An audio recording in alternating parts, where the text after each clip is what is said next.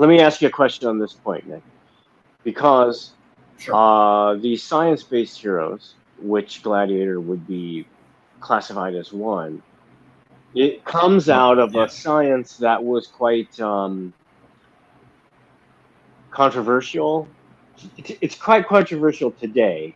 Maybe not at the time, but it was based on eugenics, where to some degree, science was tasked with creating better human beings. Yeah. Now, whether that was just puffery on their part during the day, eugenics ended up influencing quite a few terrible human activities. Yeah, I was and say, we can leave it at that. Yeah, eugenics largely only results in dead people. But we're seeing a resurgence of that now. There's that internet startup. I can't remember the lady that's like been tinkering, with her own baby's genome, and now they're far from market on this, but they're offering this now. We can. It's not only they're not scanning for birth defects. They're now offering things like we can influence physical characteristics, right? Supposedly mental characteristics of the child, which we'll see. Well, I doubt it.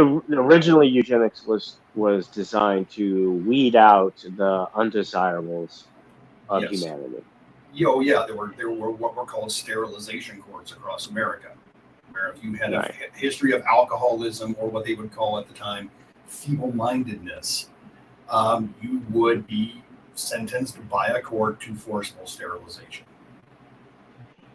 So, in the end, it seems a bit odd that two Lithuanian Jewish kids would be influenced by such a book. But I think, if in its defense, Gladiator does not in any way promote this idea. It's simply just an idea that happens in the story, and we see the consequences of it. Although there is talk of that, and this doesn't ruin the book, and we're going to have to be a little careful about. Well, I don't know. Are we going to ruin the ending for the? Well, it's only been let's see. For the it's 90 some years. 94 years. So you've had 94 years to read the book. So if it comes to it, we will at some point probably spoil the ending. But toward the ending, Hugo Danner, the protagonist, is bequeathed on his father's death. He's bequeathed his father's notes. He now has the process in his hands whereby he could make more of him. Which takes us to, come on. What does it take us to? No, tell me. Sort of. Space seed. I mean, in a manner of speaking. So you can see the long arm of. I can't remember who wrote Space Seed. I gotta look that up. But point being, there is now the potential for an entire race of super people. Right. So Khan Noonien Singh is related. It was Gene Kuhn and Kerry Wilbur. So right. So it is. It's kind of it's eugenics wars time potentially. I'm just saying. That narrative in the narrative there is of course that possibility. But I want to say this. Wylie takes Hugo Danner, who is the Clark Kent personality for this. If we're going to compare them. Hugo Danner is the human person that is this god who the scientist creates out of his own child.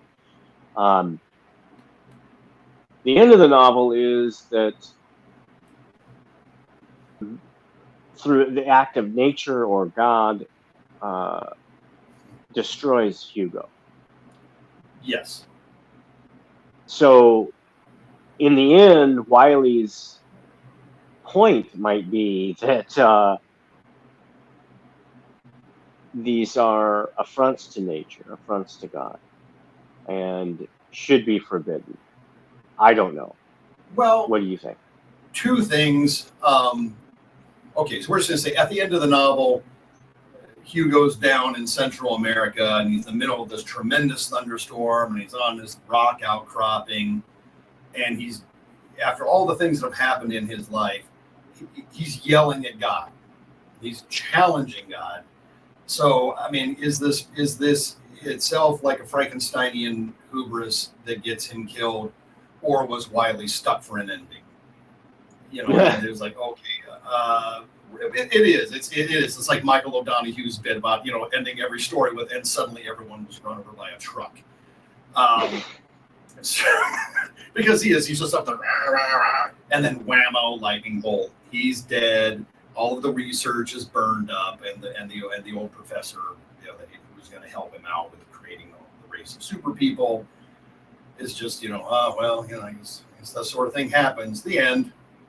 It's very quick. It is, frankly, an abrupt ending to the novel, which is one of those things that I kind of. So your idea is that he was getting to his word count limit and couldn't figure out how to. He painted himself into a narrative corner, I suspect. So this was the ending was a practical.